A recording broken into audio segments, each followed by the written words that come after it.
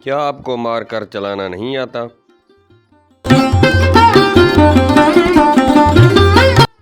کٹ مار کر چلانے کا آسان طریقہ۔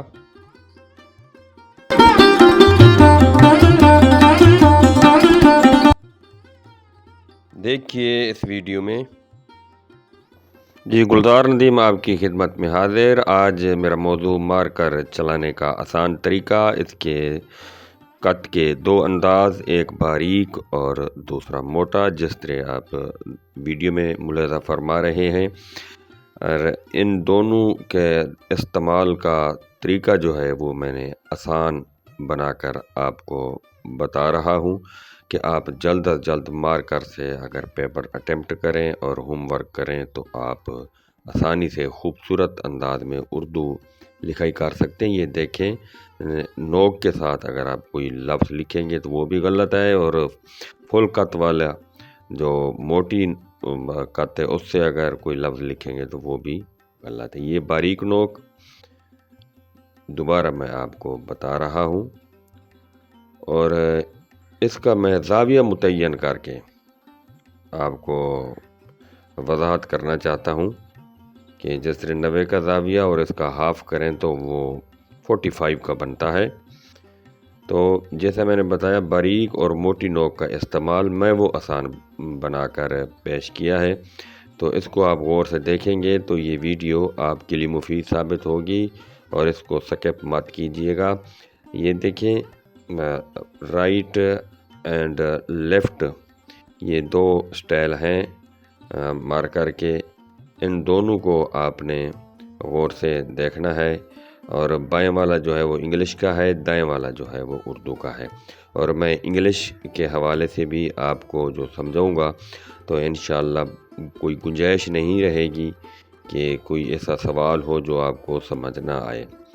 تو یہ دیکھیں، یہ دو کت یعنی کہ موٹا اور باریک، اور اردو کے لیے صرف یہ زاویہ استعمال ہوگا، کون سا؟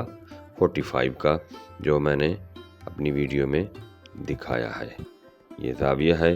تو اسی زاویے پر آپ مارکر کو رکھ کر چلائیں گے تو آپ کے لفظ جو ہیں وہ سیدھے بنیں گے۔ دیکھیں، یہ 45 کے زاویے پہ جنبش دی اور یہ با لکھا گیا، اور پھر 45 کے زاویے پہ جنبش دی، دال لکھی گئی، اور یہ اب دیکھیں جیم کثیرہ جو ہے وہ 45 کے زاویے پہ، اور اس کے نیچے جو گلائی ہے وہ بھی اسی زاویے کو سامنے رکھ کر میں نے بنائی ہے۔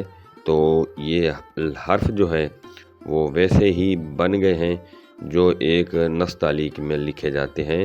تو اب آپ اس کو غور سے دیکھیں کہ میں نے اسی زاویے پر مارکر کو چلا رہا ہوں، تو یہ لفظ جو ہیں خوبصورت بن رہے ہیں، اور آپ نے بھی اسی طرح فالو کرنا ہے، اور غور سے دیکھ کر اسی کو اگر آپ